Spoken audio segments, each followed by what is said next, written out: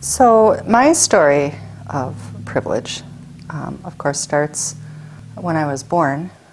Even though I was born to a single mom, who was the youngest of her family of 7, we had absolutely no money. She was too proud to go on welfare, but we were surrounded by her wonderful, loving relatives.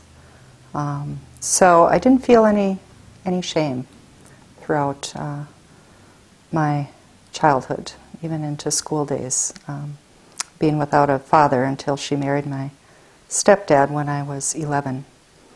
I was surrounded by love and encouragement, and even though we were very poor, I experienced great joy as a child. I found that toys, books were geared towards me.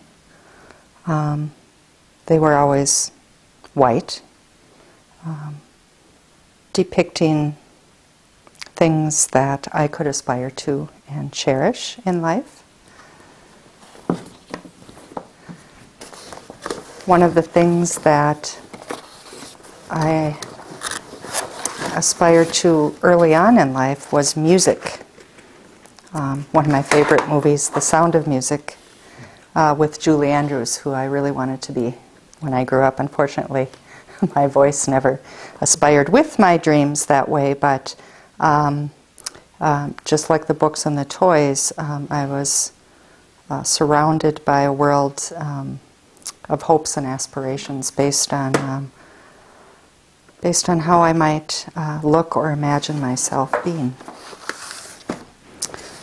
My love of music, of course, grew and grew, and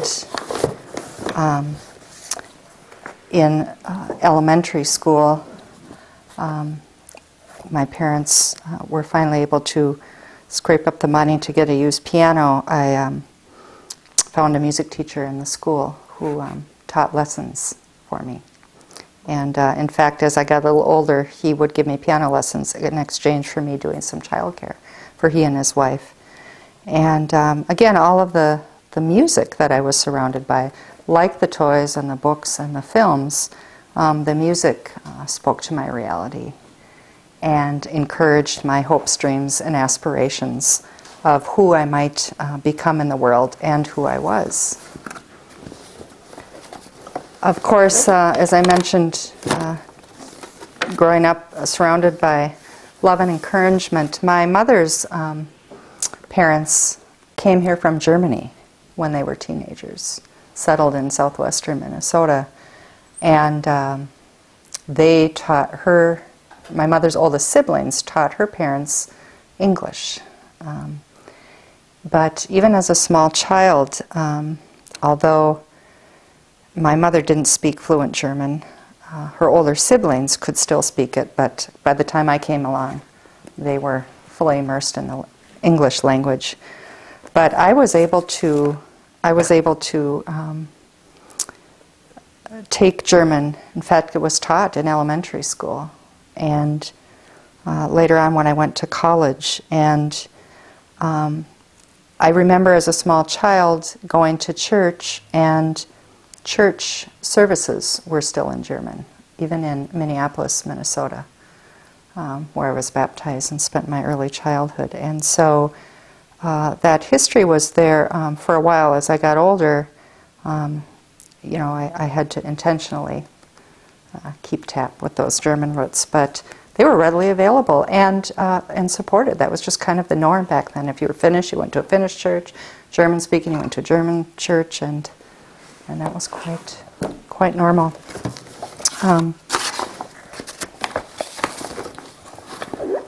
Because of my loving, supportive family, as I said, growing up poor,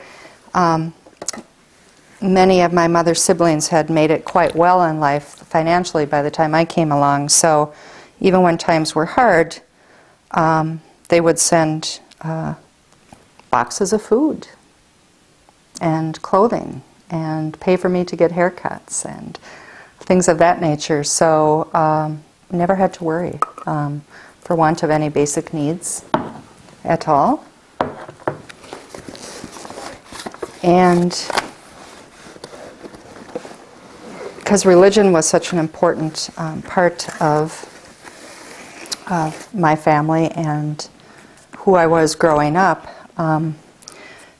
church was a big thing. As I mentioned, the earliest experiences I had going to church was with German speaking.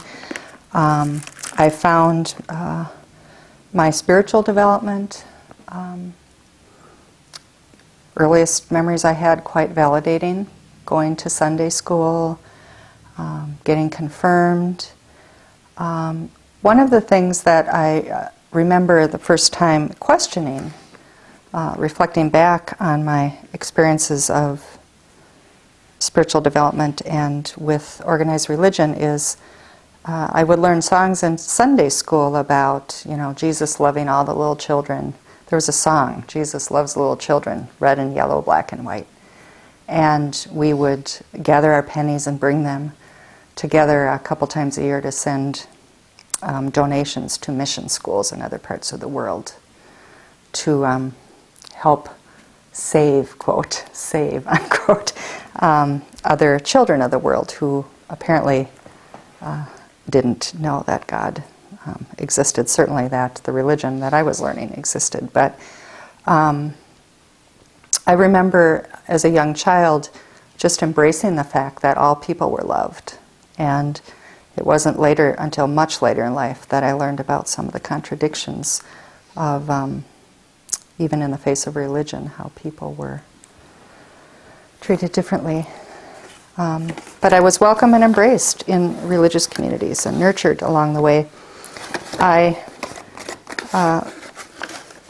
aspired to go to college and, of course, successfully was granted a degree. Even though I remained poor most of my life and married and divorced at a fairly young age with 2 children struggling with poverty, I was still able to pursue and obtain a college degree, which I'm very proud of, but very aware that the opportunities were laid out. Despite my financial struggles, I was able to embark on my education and found absolutely no struggles in pursuing that. Again, I acclimated to all of the history that was taught, all of the languages that were taught. I had no problem understanding literature, little problem with math, but again, everybody pulled me through that, surrounded by lots of support, in order to come into that opportunity that led me to that achievement. One of the things that I realize now is that all of my life, everything around me in this world, in this country that I grew up in, has been framed for me. I fit well into many different frames, even without thinking of it. Framing, as I have come to study and understand, is very important, both in how we look at who we are and the world that we live in. And all growing up, and today included, I can fit into many different frames. There are constant reminders around me of how I'm framed into acceptance with being white. Every time I go to the bank, every time I go walk into an institution, a business, I can somehow get my experience framed in such a way that I feel validated, that I feel accepted, that somehow I can get the help or the resources that I need. Even sometimes when I want to step out of those frames, my mother had a real big sense of humor. I can choose to see things differently, even comically, and I can get by with it and I can still get accepted, because I can just be a goof off if I want to. And, that's okay. I won't get in any serious trouble for that. I can act a little bit crazy sometimes, and everybody will be perfectly okay with that. At times, though humor isn't even enough, I'm very aware that many times in my life I've experienced a certain amount of stress. Sometimes that comes over grief and loss of people and places. Sometimes just the financial burdens, parenting, being in relationships. But you know what? Even in those times, there were people that I could turn to, books that I could pick up, counselors I could go see who fully understood what I was going through, because they could help me frame my experience and understand my experience, because they knew how to connect with my experience, because they too knew what it was to be white. I didn't have to even look very far for that. I'm kind of surrounded by it. Going to the bookstore, going to the library, going through the phone book, going through this community, looking for people to help. I've always been blessed by plenty of people who could understand what stress means to me. What I've learned, too, about that privilege is that even though I experience a lot of stress, and at times it has deeply affected me, it has never affected me to the point where I've had to worry about stress literally killing me, because there's always been people and resources to help me get through my stress. And part of that everyday reality for me is that every hour of the day, every time I get up in the morning and I look in the mirror, every minute that ticks by, even now as I speak, I don't have to think about my whiteness. I really don't. I wake up in the morning, I look in the mirror, and I see me, and I don't have to worry about being me. I don't have to worry about being white. In fact, all of the things that have surrounded me growing up, right up into present day, is on my side because I'm white, and it frees me up to not even have to think about that identity.